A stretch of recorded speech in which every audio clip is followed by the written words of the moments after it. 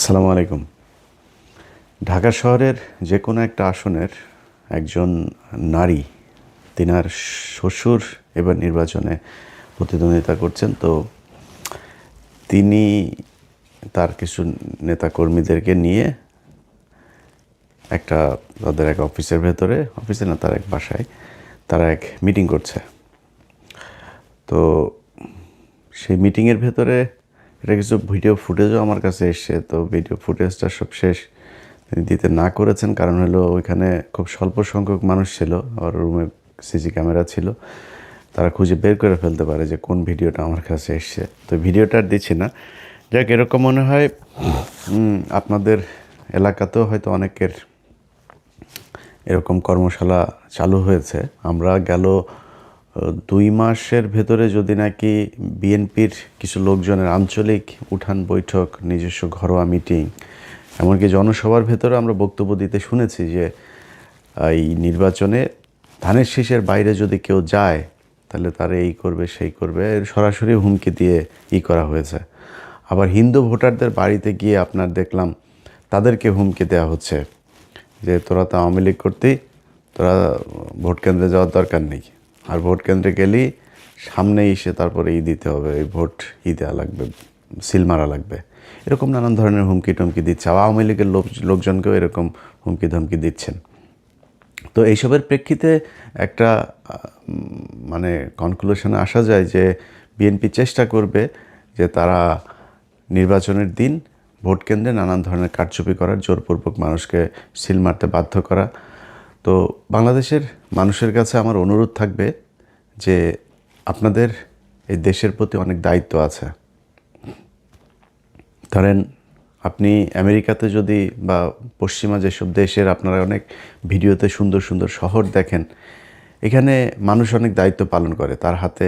কারণ আমি নিজেও ঢাকা শহরে যখন ছিলাম, পানির বোতল দিয়ে পানি খেয়ে ধরেন পানি শেষ হয়েছে, সেটারে ফুটবলের মতো লাথি মেরে আরেক দিকে ফেলে দিয়েছে। চকলেটের খোসা, সিগারেট, এইসব। তো এটা খুবই সহজ একটা জিনিস। হাতের কাগজ, বিশেষ করে পলিথিন জাতীয় যেসব জিনিস আছে সেগুলো আমরা কিছুই মনে করতাম না, চিপসের প্যাকেট। তো এটা এখানকার পশ্চিমা দেশের যেখানে সুন্দর সুন্দর শহর দেখেন, দেশ দেখেন, তারা এটা করে না। তাদের রাস্তার মোড়ে মোড়ে আপনার ডাস্টবিন আছে, সেখানে মানুষ নির্দিষ্ট জায়গায় ময়লা ফেলে। মানুষ ইচ্ছা করেও মানে এই আশেপাশে মন চাইলেই কোনো জায়গায় আপনার কাগজ ফেলে দিল, পলিথিন ফেলে দিল, পানির বোতল ফেললো, এটা তারা কখনোই করে না। এবং এটা যদি কেউ করেও সেটা তার দিকে এমনভাবে তাকানো হয় যে এটা খুব মানে চিড়িয়াখানার একটা বাঁদর, তার দিকে মানুষ তাকিয়ে আছে।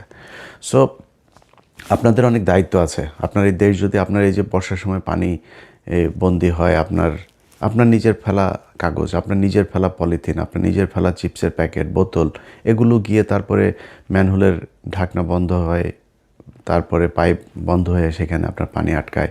সো এগুলো আপনাদের নিজেদের কিছু কাজ করতে হবে। এবার বাংলাদেশের একটা বিশেষ পরিস্থিতিতে এই নির্বাচনটা হচ্ছে। আপনারা যারা ভোটার আছেন তাদের সবাইকে ভোট দিতে যেতে হবে। অনেক কাজ থাকলেও আপনার কেউ যদি মনে করেন না আমি না গেলে সমস্যা কি, আরেকজন যাবে, আরেকজনও তো সেটা মনে করতে পারে যে সে না গেলে সমস্যা কি, আরেকজন যেতে পারে। সো এই জিনিসটা আপনারা করবেন না, সবাই ভোট দিতে যাবেন। এবং ভোট দিতে গিয়ে সেখানে যদি নাকি আপনাকে জোরপূর্বক কোনো কথাবার্তা কেউ যদি বলে, কোনো কিছু করাতে চায়, আশপাশে সাংবাদিক থাকবে, মিডিয়া কর্মী থাকবে, আপনার নিজের ফোন আছে, আপনি নিজের ফোনটা তাকে ধরবেন। আপনাদের প্রতিটি মানুষকে এক একজন সাংবাদিকের ভূমিকা পালন করতে হবে। যে এখানে কেউ আপনাকে ডেকে এনে তারপরে বললো এই যে আপনার ভোটার আইডি কার্ড দেন, আপনার দেন, আপনার নাম্বার নিয়ে গেল, বা আপনার বললো যে আমার সামনে ভোট দাও বা এই মার্কায় ভোট দাও।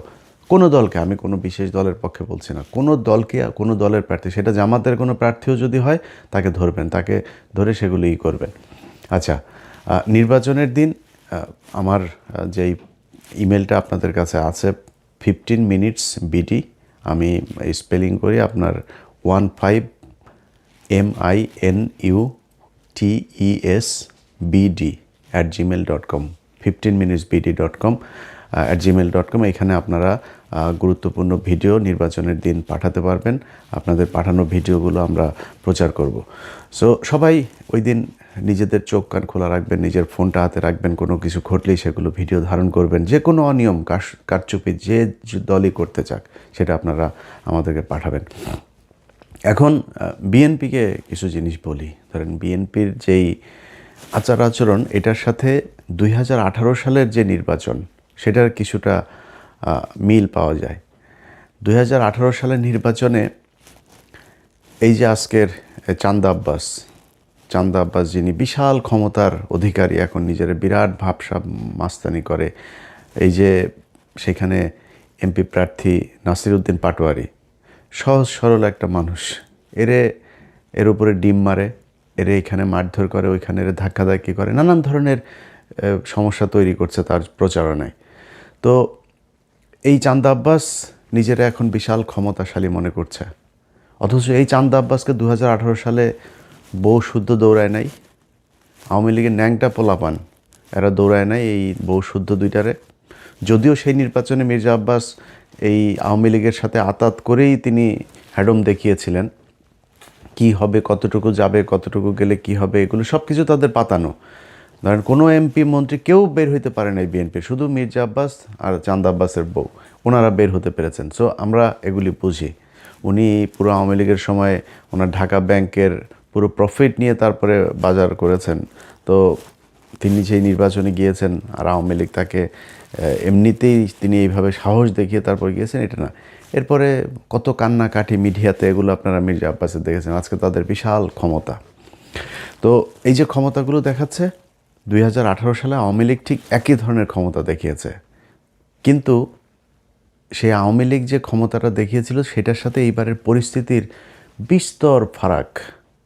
আপনি আওয়ামী লীগ যা করেছিল সেটা বিএনপির পক্ষে বা জামাতের পক্ষে করা সম্ভব না। কেন সম্ভব না সেটা বলি।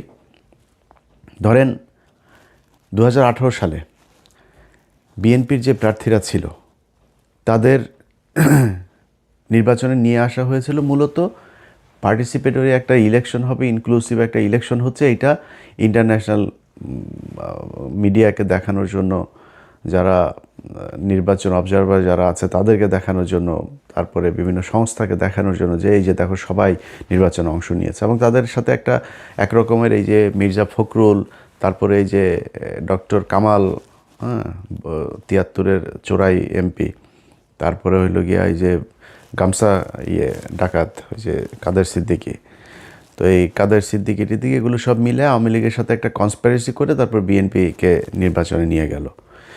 সেই নির্বাচনের ফলাফল কি ঘটেছিল, সেই আলোচনার নামে, সংলাপের নামে শেখ হাসিনা কি নাটক করেছিল আপনাদের সব মনে আছে। তাদের সবার স্বপ্ন ছিল যে নির্বাচনের দিন সব মানুষ নেমে আসবে, এসে তারপরে একটা কিছু করবে। বিএনপির এমপিরা, বিএনপির মনোনয়ন প্রার্থী যারা প্রার্থী ছিল, সেই প্রার্থীরা জামাত ইসলামকে বলেছিল যে তাদের নিবে না, চেতনা। সেই চেতনা দেখাইতে যায় এই যে গামছা কাদের আর হইল গিয়া কামাল চোরা, এদের সাথে মিলে তারপর চেতনা দেখাইতে গিয়া জামাত ইসলামকে বাদ দিয়ে দিল। জামাত ইসলামকে বাদ দেওয়ার পরে সেই নির্বাচনে দাঁড়াইতেই পারে নাই। মানে গণফোরাম এই কামাল চোরার আর ওই গামছা কাদেরের দলে এদের পরিবারের মানুষ ছাড়া তো আর কেউ নাই।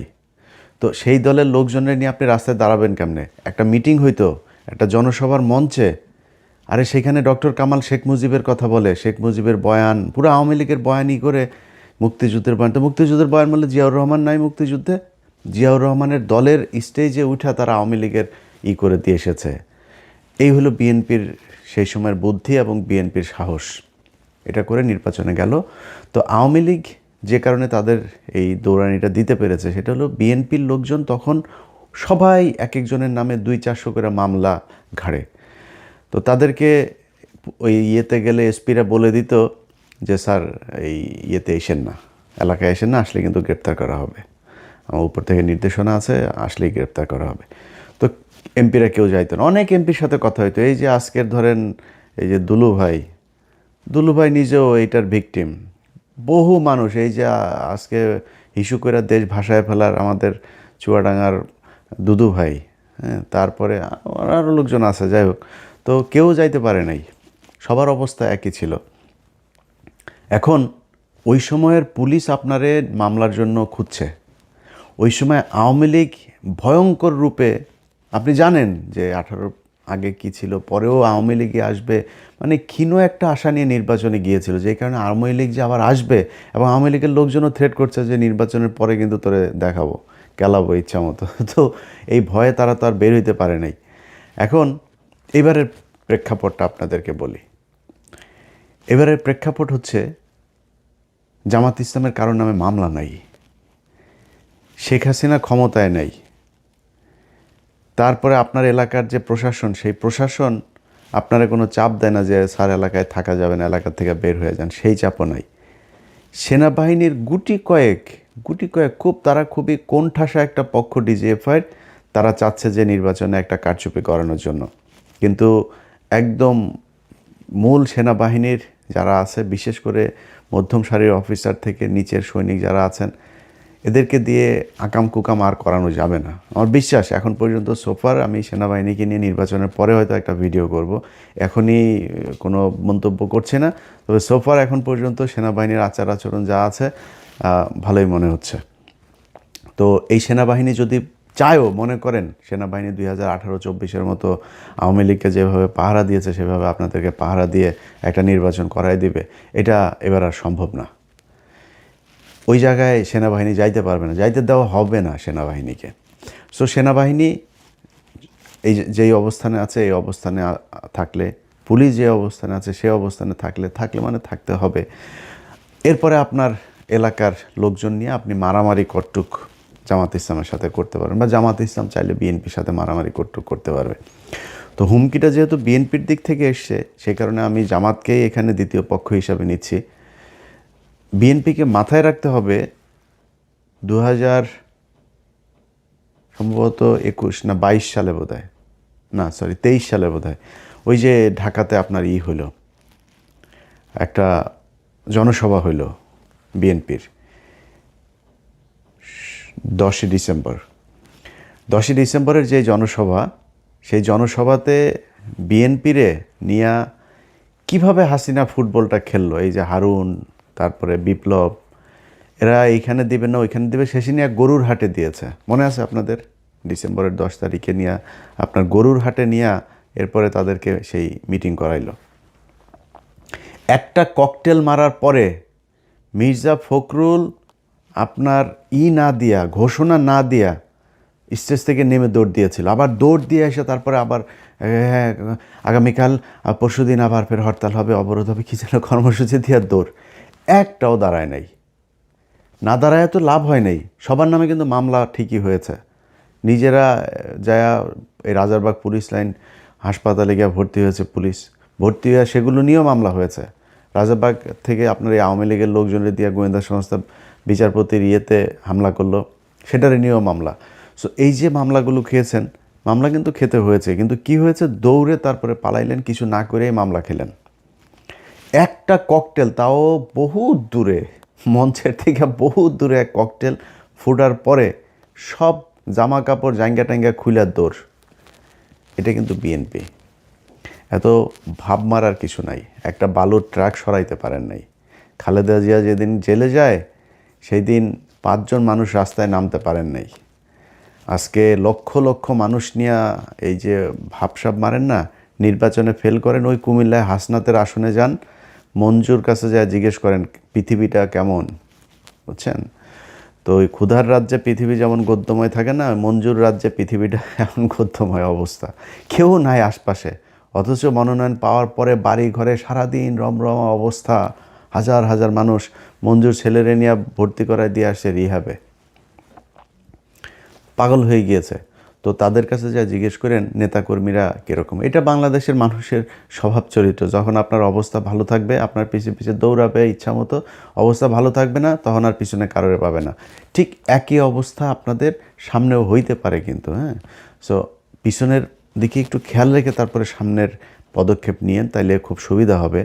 আগে বালুর ট্রাক সরাইতে পারেন নাই, নির্বাচনের দিনে 2018 সালে মাঠে আসতে পারেন নাই আওয়ামী লীগের প্যাদানির ভয়ে, সেই ব্যক্তিরা এখন এত ভাব মাইরা কথাবার্তা বলবেন আর জামাতে ইসলাম বসে বসে লেমন চোষ খাবে, এটা মনে করার কোনো কারণ নেই।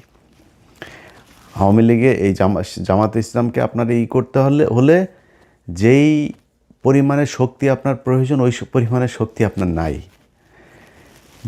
আপনাদের এইটার পরে জামাতের এক ক্যান্ডিডেটের সাথে কথা হচ্ছিল, দীর্ঘদিন জেল খেটেছেন সেই ক্যান্ডিডেট, তারপরেও তাদেরকে নোয়ানো যায়নি। তো আমি তারা বলার পরে ভাই আমার বলতেছে যে ইলিয়াস ভাই আপনি টেনশন করেন না, পাছার চামড়া লাল করে দেওয়া হবে এবার যদি ভোট কেন্দ্রে কেউ আকাম কুকাম করতে আসে। বহুত পরিকল্পনা নিয়ে তারপরে জামাতে ইসলাম মাঠে আছে, তার সাথে সাধারণ মানুষ, সাংবাদিক, প্রশাসন সবাই আছে। এইখানে যায়া আকাম কুকাম করে তারপরে ভোট জোর করে নিয়ে চলে আসবেন, এটা মনে করার কোনো কারণ নেই। এই চিন্তা থেকে বের হইয়া কি করা যায় সেই চিন্তা করেন, কেমনে জিতা যায়, অন্য কোনো রাস্তাঘাট যদি থাকে ওই দিক থেকে চিন্তা করে আসেন। এই এমনে জোর করে তারপরে করবেন, এটা মনে করার কোনো কারণ নেই। আর সব শেষ, প্রশাসনের ভাইদেরকে বলি, প্রশাসনের কিছু কিছু লোকজন এই আজকে দেখলাম যে সালাউদ্দিনের স্টেজে এক জজ সাহেব আপনার দাঁড়ায় আছে। আপনার তো এনে কাজ নেই ভাই, আকাম কুকাম জাউরামি আওয়ামী লীগের আমলে বহুত করছেন, আর জাউরামি করতে যায়েন না। এর বাইরে কিছু পুলিশের এসপি, কিছু ডিসি আছেন, যারা যারা মনে করছেন বিশেষ কোনো দল ক্ষমতায় চলে আসছে। আমরা কিন্তু এখনও ওইভাবে মাঠে নামি নেই। আমরা মাঠে নামবো 10 তারিখ রাত 10টায়। আমরা একটা লাইভে আসবো, ডক্টর কনক সারোয়ার, তারপরে পিনাকি ভট্টাচার্য আর আমরা একটা লাইভে আসবো। আমরা 10 তারিখ থেকে ক্যাম্পেইন মূলত শুরু করবো। সো ক্যাম্পেইন কিন্তু এখনও শুরু করি নাই। আপনাদের এই কয়দিন দেখলাম পরিস্থিতিটা কি, কোন দিকে যায়, কাদের কি অবস্থা, ওটা দেখে এখন নামছি আমরা। সো এখন যদি নাকি এই 10 তারিখের পর থেকে অলরেডি আপনারা মাঠে যারা আছেন তারা নিজেরাই বুঝেন কোন দিকে মানুষ কারে ভোট দিতে চাইতেছে। আমরা আর বলি না, অনেকে কাউকে 30টা দিয়েছে, কাউকে 280টা দিয়েছে। আমরা ওই ক্যালকুলেশনে এখন যাচ্ছি না, ক্যালকুলেশনে যাব, সময় আছে এখনও, এত তাড়াহুড়া করেন না। প্রশাসনের যারা মনে করছেন যে কেউ একজন ক্ষমতায় চলে আসে, এটা মনে করে তারপরে লুঙ্গি ধরে পেছনে পেছনে পা চেটে পোঙা টোঙা চেটে তারপরে পেছনে পেছনে ঘুরছেন, এই পোঙা চাটা যেগুলি আপনার এই প্রশাসনের লোকজন আছেন, তাদেরকে বলবো 5 তারিখে যেই রেহাইটা পেয়েছেন না, এটা সামনের পরিস্থিতি যদি আসে তাহলে ওই রেহাইটা পাবেন না, এই আর সুযোগ আপনাদেরকে দেওয়া হবে না। ঠিক একইভাবে গণমাধ্যমের অনেক লোকজন আছেন, তাদের ভিতরেও যারা যারা কিনা বিশেষ বিশেষ দলের হয়ে তারপরে কাজ করার চেষ্টা করে যাচ্ছেন, তাদের আসল রূপ আমরা জানি কে কোন দিকের। সো তারা, আমি বিশ্বাস করি যে একটু সাবধান হয়ে করবেন। রাস্তাঘাটের অবস্থা কি, এটা আপনারা যেহেতু সাংবাদিকতা করেন আপনারা খুব ভালো করে জানেন মানুষ কাদেরকে ভোট দিতে চায়, কী করে। মানুষের কাছে জিজ্ঞেস করলে ভাই কোনো কথা নাই, মানুষের কাছে জিজ্ঞেস করলে কথা একটাই, ভাই আমরা এবার চাঁদাবাজে ভোট দিব না। আর এইটা বলার সাথে সাথে একটা দল বোঝা যায় যে ভোটটা আসলে কারে দিবে। সো ভোট কারে দিবে এটা আপনিও জানেন, আমিও জানি, আমরাও জানি। একটা নীরব বিপ্লব ঘটবে, এই দেশের মানুষ ভারতের বিরুদ্ধে রায় দিবে, চাঁদাবাজদের বিরুদ্ধে রায় দিবে, টেন্ডারবাজদের বিরুদ্ধে রায় দিবে, ধর্ষকদের বিরুদ্ধে রায় দিবে, হাদির হত্যাকারীদেরকে যারা সহায়তা করেছে, যারা হাদির বিপক্ষে দাঁড়িয়েছে তাদেরকে রায় দিবে, যারা জুলাই সনদের বিপক্ষে দাঁড়িয়েছে তাদের বিরুদ্ধে রায় দিবে, যারা ভারতের সাথে এই মিলেমিশে ভারতীয় যেসব হ্যাকার আছে তাদেরকে টাকা পয়সা দিয়ে একটা রাজনৈতিক দলের শীর্ষ ব্যক্তির টুইটার অ্যাকাউন্ট হ্যাক করায়, তাদের বিরুদ্ধে বাংলাদেশের মানুষ রায় দেবে, এটা আমাদের বিশ্বাস। সবাই ভালো থাকবেন। যারা যারা, সবশেষ আবারও বলি, এই কেন্দ্র দখলের এই স্বপ্ন দোষ নিয়ে ঘুমাচ্ছেন, তাদেরকে বলবো কাপড় চোপড় খুইলা সুন্দর করে ধুয়া টুয়া তারপরে পাক পবিত্র হইয়া এরপরে যায়েন, কেন্দ্রে যায়েন, তাহলে কিন্তু পাছা লাল করিয়া দিবে।